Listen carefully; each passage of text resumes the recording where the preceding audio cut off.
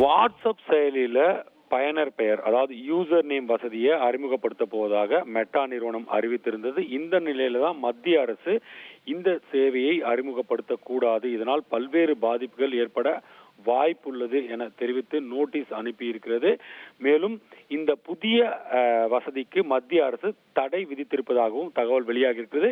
இதுக்கு என்னெல்லாம் காரணம் சொல்றாங்க அப்படின்னா, ஏற்கனவே இந்த வாட்ஸ்அப்புக்கு பயனர் தங்களது செல்போன் எண்ணை கொடுத்து பயன்படுத்தும் போதே பல்வேறு மோசடிகள் நடைபெறுகிறது. குறிப்பா ஆன்லைன் மோசடிகள், அதாவது தங்களை அரசு அதிகாரிகளாக காட்டிக்கொண்டு சிபிஐ அதிகாரிகளாக காட்டிக்கொண்டு டிஜிட்டல் அரெஸ்ட் என்ற பெயரில் பல்வேறு மோசடிகள் நடைபெறுகின்றன.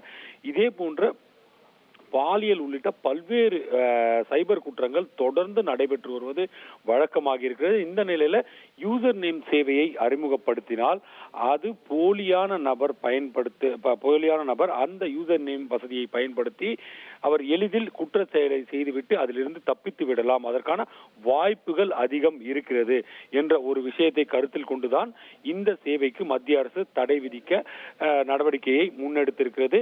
அது மட்டுமல்ல, இது போன்ற சைபர் குற்றங்களுக்கு வழிவகுக்கும் வகையில் செயல்பட்டால் தகவல் தொழில்நுட்ப சட்டம் விதி 2021 திருத்தப்பட்ட விதி 2021 படி கடுமையான நடவடிக்கை எடுக்கப்படும் என்றும் எச்சரிக்கப்பட்டிருக்கிறது. இந்த புதிய வசதி குறித்த விரிவான விளக்கத்தை அடுத்த 3 நாட்களுக்குள் சமர்ப்பிக்க வேண்டும் என மெட்டா நிறுவனத்திற்கு மத்திய அரசு கேட்டுக்கொண்டிருக்கிறது என்பதும் குறிப்பிடத்தக்கது. இதுல ரொம்ப முக்கியமான விஷயம், சைபர் குற்றங்களை கட்டுப்படுத்த மத்திய அரசு பல்வேறு நடவடிக்கைகளை மேற்கொண்டு வருகிறது. அதன் ஒரு அங்கமாகத்தான் மெட்டா நிறுவனத்திற்கு இந்த நோட்டீஸை அனுப்பியிருக்கிறது என்பது குறிப்பிடத்தக்கது. இந்த நோட்டீஸுக்கு முறையான விளக்கம் அதாவது அளிக்கும் வரையில் இந்த சேவைக்கு யூசர் நேம் சேவைக்கு மத்திய அரசு தடை விதிப்பதாகவும் தெரிவிக்கப்பட்டுள்ளதாக தகவல் வெளியாகி இருக்கிறது.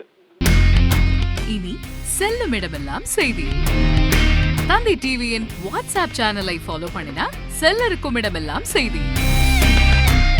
இதோ QR கோட் இப்பவே ஸ்கேன் பண்ணுங்க, ஃபாலோ பண்ணுங்க.